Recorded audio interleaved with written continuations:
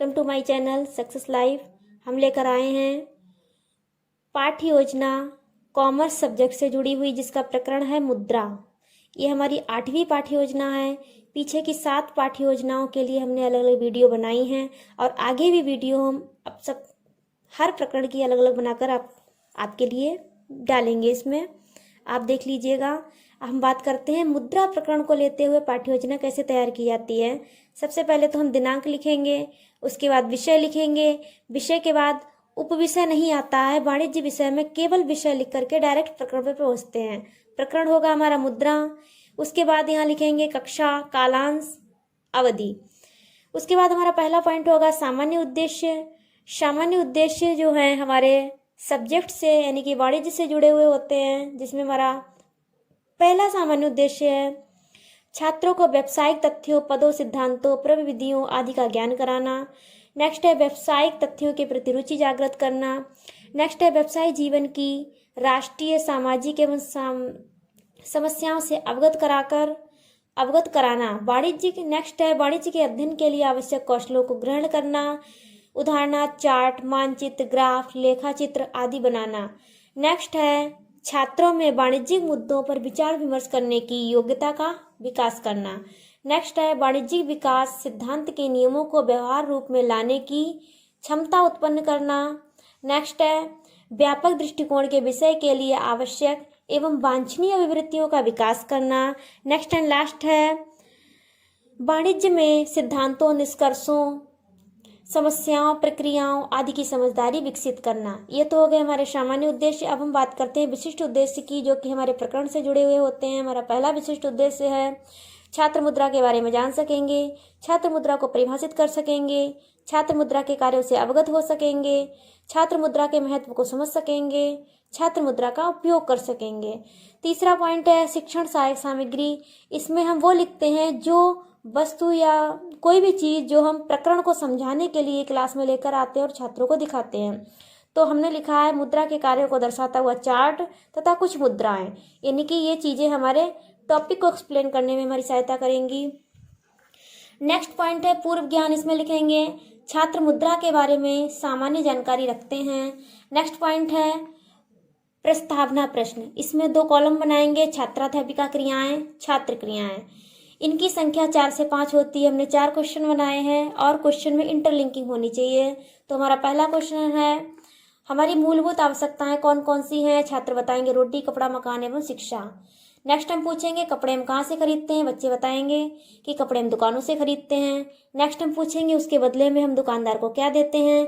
बच्चे बताएंगे दुकानदार को बदले में हम धन या रुपए देते हैं।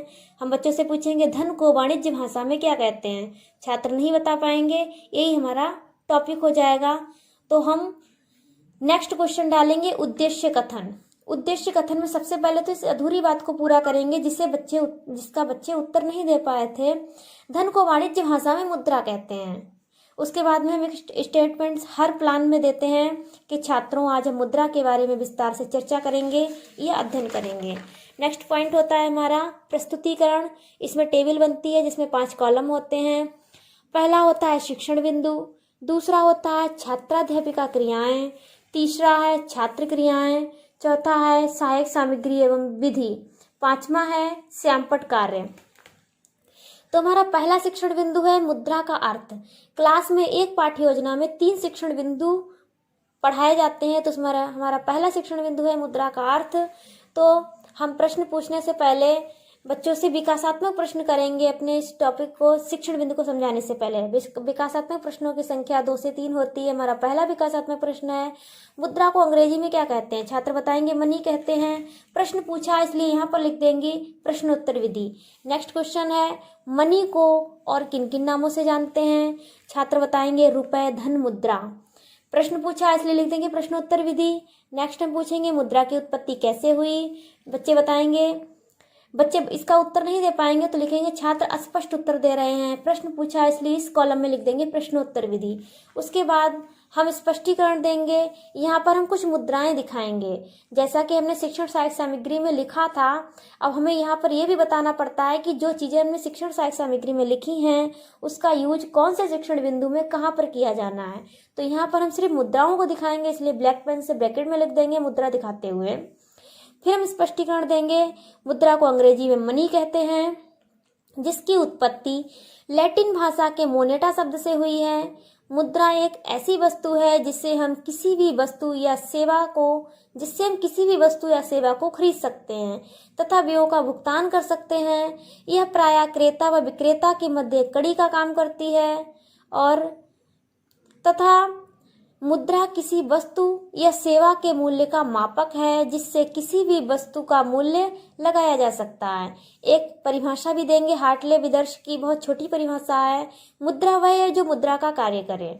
जिस समय हम बच्चों को समझा रहे हैं और मुद्राएं दिखा रहे हैं, बच्चे हमारी बात को ध्यान से सुन रहे थे, इसलिए लिखेंगे सभी छात्र ध्यानपूर्वक सुन रहे हैं। उसके बाद इस कॉलम में लिखेंगे प्रदर्शन एवं व्याख्यान विधि। प्रदर्शन विधि इसलिए लिखेंगे क्योंकि यहाँ पर हम मुद्रा दिखा भी रहे हैं, और व्याख्यान विधि इसलिए लिखेंगे क्योंकि हम बच्चों को समझा भी रहे हैं। और स्पष्टीकरण के दौरान ही हमें सैंपट कार्य भी करना होता है। तो सैंपट कार्य में संक्षिप्त जो इंपॉर्टेंट पॉइंट्स होते हैं उन्हीं को मेंशन किया जाता है। तो हमने लिखा है मुद्रा अंग्रेजी में मनी, लैटिन भाषा मोनेटा शब्द से, फिर हार्टले विदर्श मुद्रा वह है जो मुद्रा का कार्य करे। इस तरह से हम अपने स्पष्टीकरण देने के बाद बच्चों से बोधात्मक प्रश्न पूछेंगे जो हमारे स्पष्टीकरण से ही निकले हुए होते हैं और हमारे सैंपट कार्य से जुड़े हुए होने चाहिए। हमारा पहला बोधात्मक प्रश्न है, मुद्रा को लैटिन भाषा में क्या कहते हैं। बच्चे बताएंगे मुद्रा को लैटिन भाषा में मोनेटा कहते हैं। प्रश्न पूछ रहे हैं इसलिए यहाँ लिख देंगे प्रश्नोत्तर विधि। नेक्स्ट हमारा क्वेश्चन होगा, मुद्रा की परिभाषा बताओ। तो मुद्रा की वही परिभाषा बता देंगे हार्टले विदर्श के अनुसार जो लिखी थी। मुद्रा वह है जो मुद्रा का कार्य करे। अब बच्चों से प्रश्न पूछा जा रहा है तो यहाँ भी लिख देंगे प्रश्नोत्तर विधि। तो इस प्रकार हमारा पहला शिक्षण बिंदु कंप्लीट हो गया। अब दूसरे शिक्षण बिंदु की बात करें, यहाँ दूसरा शिक्षण बिंदु सेकंड पॉइंट डाल करके लिख देंगे मुद्रा का कार्य। फॉर्मेट वही है, वही 5 कॉलम उसी तरह से बनेंगे और पूछने का तरीका भी वही है। सबसे पहले हम विकासात्मक प्रश्न करेंगे जिनकी संख्या 2 से 3 होती है। हमारा पहला विकासात्मक प्रश्न है, मुद्रा के अभाव में वस्तुओं को कैसे क्रय किया जाता था। बच्चे बताएंगे वस्तु के बदले वस्तु। प्रश्न पूछा है इसलिए प्रश्नोत्तर विधि। नेक्स्ट क्वेश्चन होगा, मुद्रा आ जाने पर अब वस्तु के बदले क्या देते हैं। बच्चे बताएंगे मुद्रा अथवा धन, और प्रश्न पूछा इसलिए प्रश्नोत्तर विधि। नेक्स्ट पूछेंगे मुद्रा के कौन कौन से कार्य हैं। बच्चे इसका उत्तर नहीं दे पाएंगे, लिख देंगे छात्र स्पष्ट उत्तर दे रहे हैं। प्रश्न पूछा इसलिए लिख देंगे प्रश्नोत्तर विधि। यही से हमारा स्पष्टीकरण स्टार्ट हो जाएगा। अब हमने शिक्षण सहायक सामग्री में एक चार्ट भी लिया था, उस चार्ट को हम इस शिक्षण पॉइंट में दिखाएंगे। ब्लैक पेन से ब्रैकेट में लिख देंगे चार्ट दर्शाते हुए या दिखाते हुए।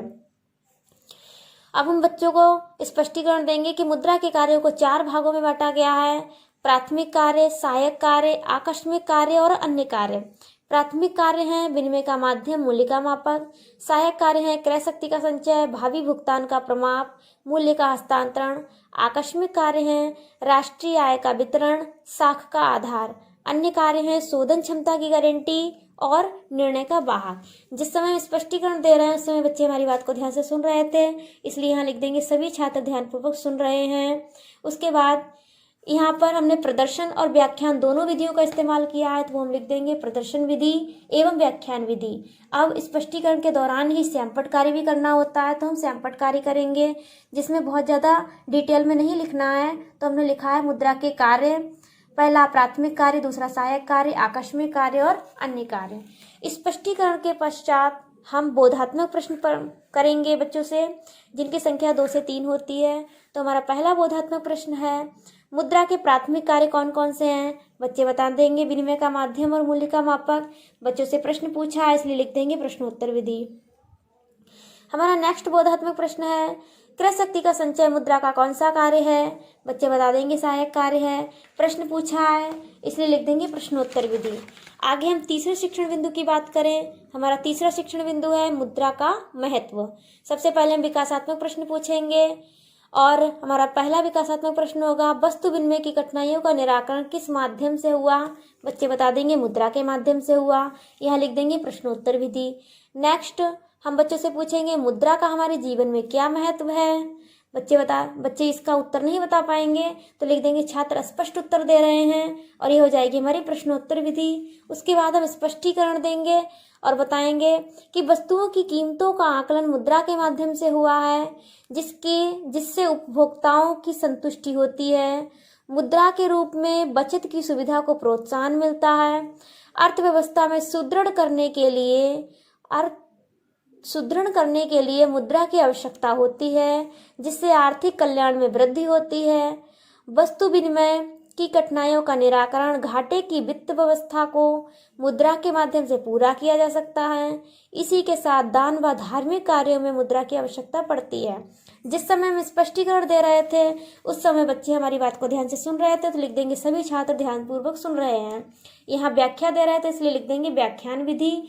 और जैसा कि हमने बताया स्पष्टीकरण के दौरान ही हमें सैंपट कार्य भी करना होता है, तो हम सैंपट कार्य भी करेंगे। मुद्रा का महत्व हेडिंग डाल करके कुछ पॉइंट्स को यहाँ पर मेंशन करेंगे। जैसे कि हमारा पहला पॉइंट है उपभोक्ताओं की संतुष्टि, बचत की सुविधा, आर्थिक कल्याण में वृद्धि, वस्तु विनिमय की कठिनाइयां का निराकरण और घाटे की वित्त व्यवस्था।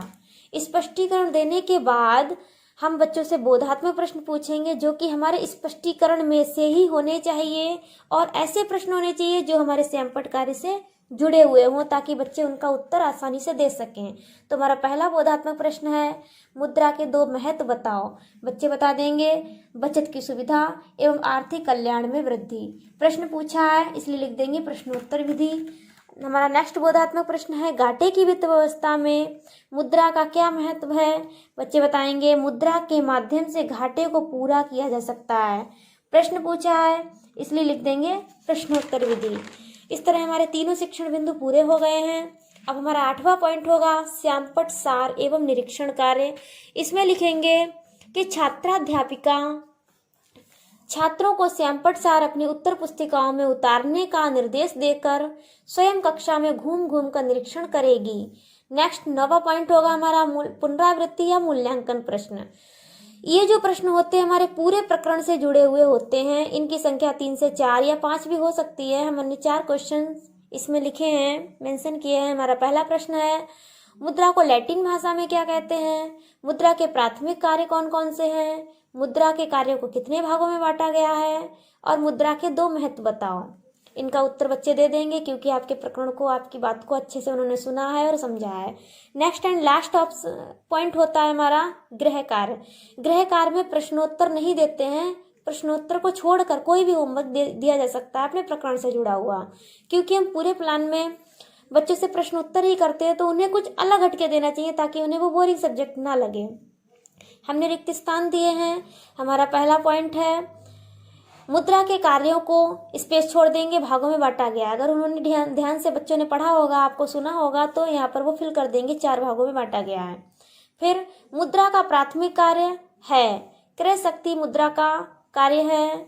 मुद्रा को अंग्रेजी में कहते हैं, मुद्रा को लैटिन भाषा में कहते हैं। जिस तरह आप देख पा रहे हैं कि इसमें अलाउ भी लिखा हुआ है, साइन किए हुए हैं। इसका मतलब ये है कि प्लान पूरी तरह से अलाउ है, चेक है, इसमें कोई भी मिस्टेक नहीं है। और हमने ना केवल अलाउ कराया बल्कि इसे प्रेजेंट भी किया है। आप देख रहे हैं कि टीचर्स ने कमेंट्स भी दे रखी हैं। अगर आपको प्लान ठीक लगा हो तो आप शेयर भी कीजिएगा, लाइक भी कीजिएगा और सब्सक्राइब करना मत भूलिएगा। धन्यवाद।